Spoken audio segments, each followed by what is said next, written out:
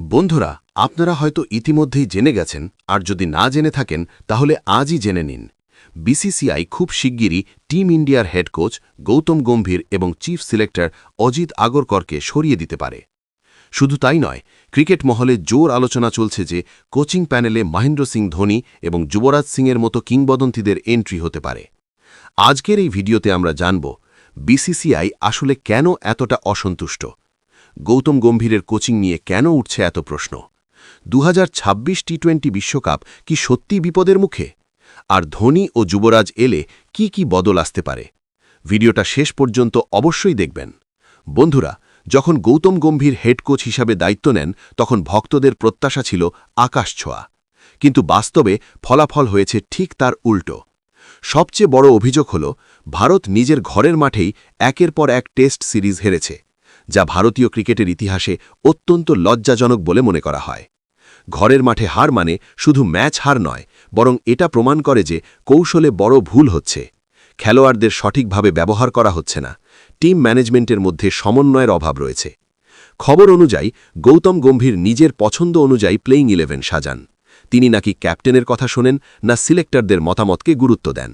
কখনো কোনো অলরাউন্ডারকে টপ অর্ডারে পাঠানো হচ্ছে, আবার কখনো দুর্দান্ত ফর্মে থাকা খেলোয়াড়কে হঠাৎ করেই বাইরে বসিয়ে দেওয়া হচ্ছে। অনেক তরুণ খেলোয়াড়কে সুযোগ না দিয়েই বেঞ্চে বসিয়ে রাখা হচ্ছে। এর ফলে দলের ব্যালেন্স নষ্ট হচ্ছে এবং খেলোয়াড়দের আত্মবিশ্বাসও ভেঙে পড়ছে।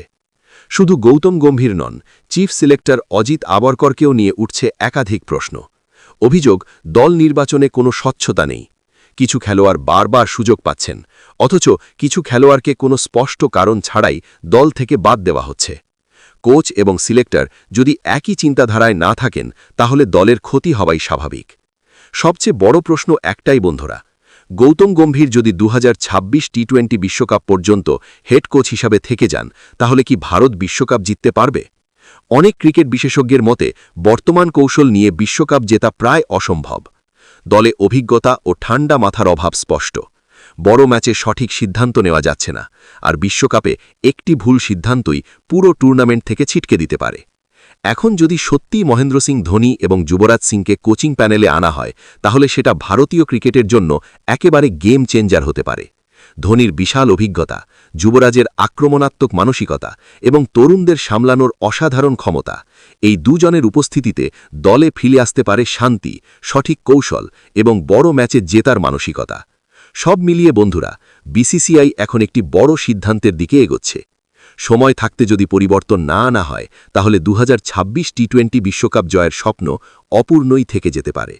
এখন দেখার বিষয় বিসিসিআই কবে এবং কি সিদ্ধান্ত নেয়। আপনার কি মত? গৌতম গম্ভীরকে সরানো কি ঠিক হবে? ধোনি ও যুবরাজকে কোচিং প্যানেলে আনা উচিত কিনা? কমেন্টে অবশ্যই আপনার মতামত জানান।